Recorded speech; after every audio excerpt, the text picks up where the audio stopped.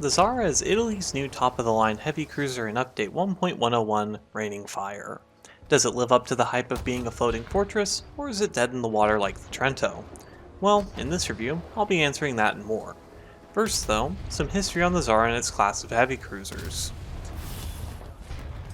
Four ships of the Zara class were built from 1929 to 1931: Zara, Fiume, Gorizia, and Pola. These ships were the successors of the Trento class, and all of them broke the 10,000-ton weight limit of the Washington Naval Treaty by a very considerable margin. The Zara, Fiume, and Polo were all sunk at the Battle of Cape Matapan when the British battleships HMS Barham, HMS Valiant, and HMS Warspite ambushed them at close range during the night. Gorizia took heavy damage during the Allied bombing raids and further damage from British and Italian commandos after it was captured by the Germans, finally resulting in it being scrapped in 1947 due to extensive damage making it irreparable. Now, onto the performance of the Zara in-game. The Zara is equipped with 8 8-inch 53 caliber cannons split into two turrets, 2 super-firing front and 2 super-firing aft.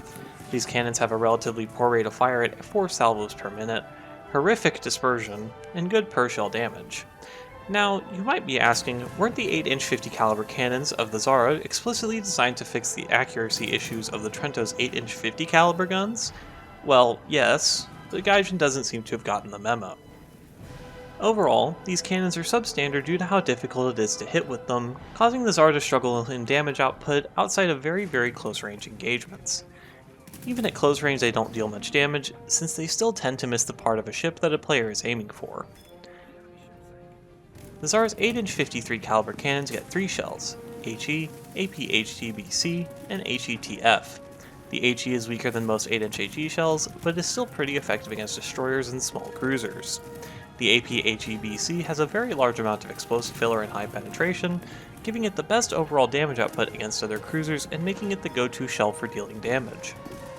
Last comes a timed HE shell, which isn't really that good due to the slow reload and horrific accuracy of the main cannons.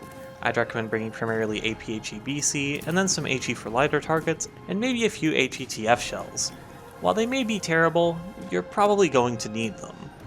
For secondary armament, the Zara doesn't get very much.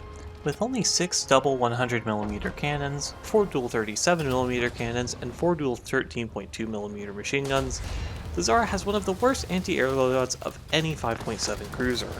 This makes it very vulnerable to aircraft, making it a prime target for torpedo or bombing runs. I would recommend bringing just HETF ammunition on the 100mm cannons, as they're only really effective against aircraft anyway. The survivability of the Zara is the most noteworthy feature, and is pretty good in-game.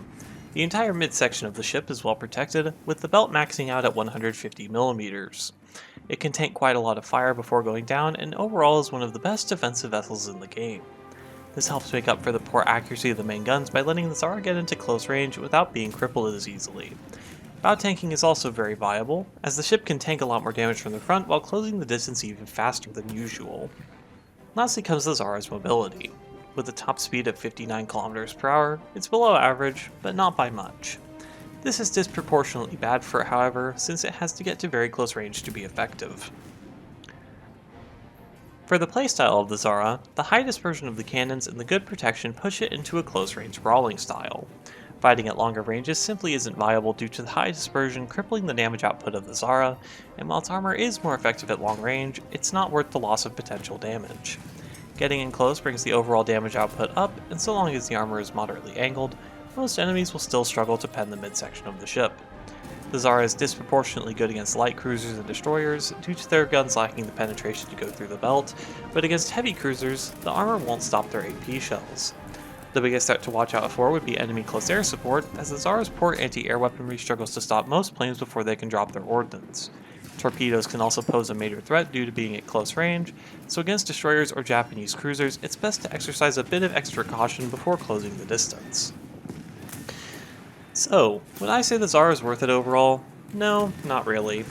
To be honest, the guns drag the ship down so much that it just isn't worth using, at least for my playstyle. If the guns have their dispersion patched, it might be a bit better, but even then, the slow reload is going to keep it from being too strong. It's a shame that the Zara is almost dead on arrival, since it really had the potential to be a great ship, were it not for Gaijin's dispersion meddling. This is an issue that plagues most other heavy cruisers too. Most 8-inch guns are just too inaccurate to be worth using. Hopefully, Gaijin takes the hint and raises their accuracy a little, as it should really be player skill deciding engagements, not random number generation. For modifications, I'd recommend the following order: Toolset, Fire Prevention, 8-inch AP-HEBC, Rudder Replacement, 100mm HETF, Shrapnel Protection, Ventilation, Ammo Wetting, and Engine Maintenance. For crew skills, prioritize Leadership, Main Caliber Reload Speed, Crew Interchangeability, Fire Prevention, and Ship Control.